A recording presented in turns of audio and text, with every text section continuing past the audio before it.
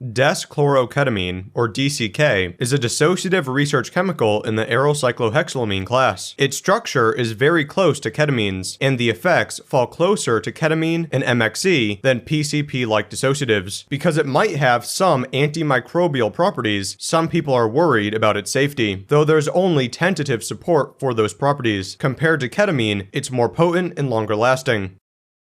Among the positives are dissociation, sedation, mood improvement, introspection, closed and open eye visuals, physical euphoria, music enhancement, and anxiolysis. The negatives can include memory impairment, motor control impairment, nausea, dizziness, confusion, and insomnia. It can be described as having effects between those of ketamine and PCP, but typically closer to ketamine. It lasts significantly longer, which can be both positive and negative. Some people find the general feeling of dissociation and impairment sticks around too long. The mental effects tend to be fairly tame at common doses, and it has a relatively low risk of mania, though potentially higher than with ketamine. As such, it might be easier to handle for people less familiar with this class of drugs. People usually like the effects or find them boring. It's not common to have severely negative experiences. The boring reports involve cases where it doesn't do much beyond offer some basic dissociation and sedation. Why some people find it uninteresting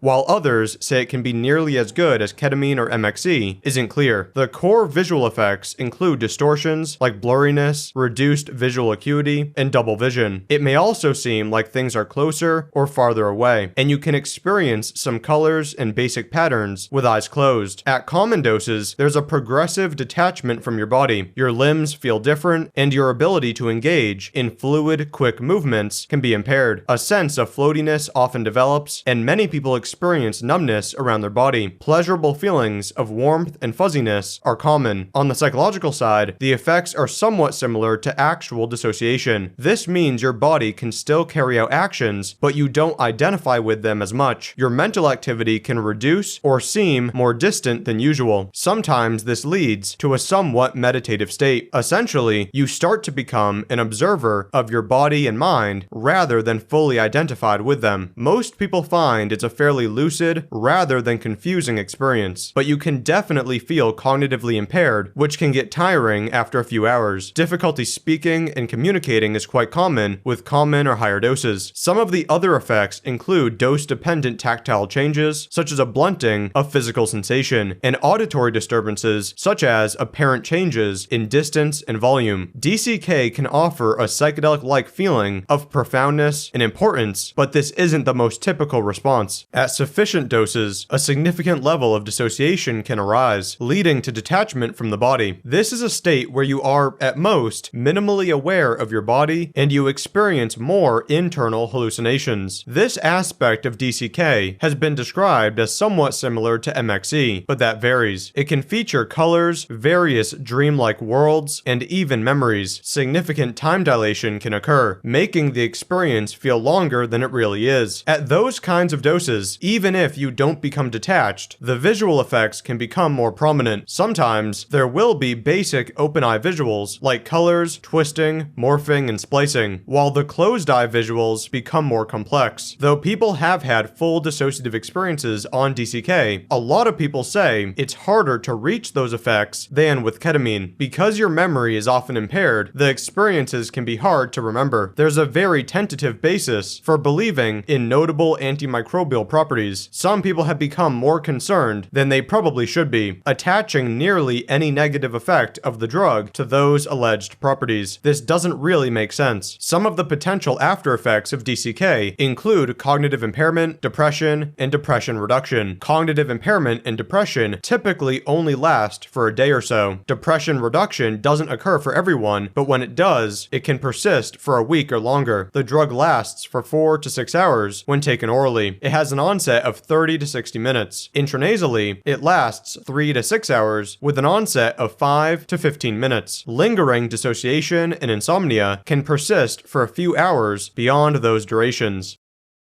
DCK is an arylcyclohexylamine. It only differs from ketamine in that a chlorine substitution has been removed. Though we lack pharmacology studies on the drug, it probably functions as an NMDA antagonist. This property can suppress global brain activity. A couple patents from a group in Germany described the potential antimicrobial properties of DCK. Nothing else has happened with the info since then. There's been no follow-up in the form of traditional studies. Given the relatively low burden of proof for patents, using the information within them to determine drug effects is not wise. According to these patents, DCK is effective against bacterial, fungal, viral, and protozoan diseases. For example, it allegedly treated herpetic infections, toxoplasmosis, and mycoplasmal infections, but the most were offered as evidence are essentially a few case reports. While these properties could indeed exist, I don't think the infrequent use of DCK is especially concerning.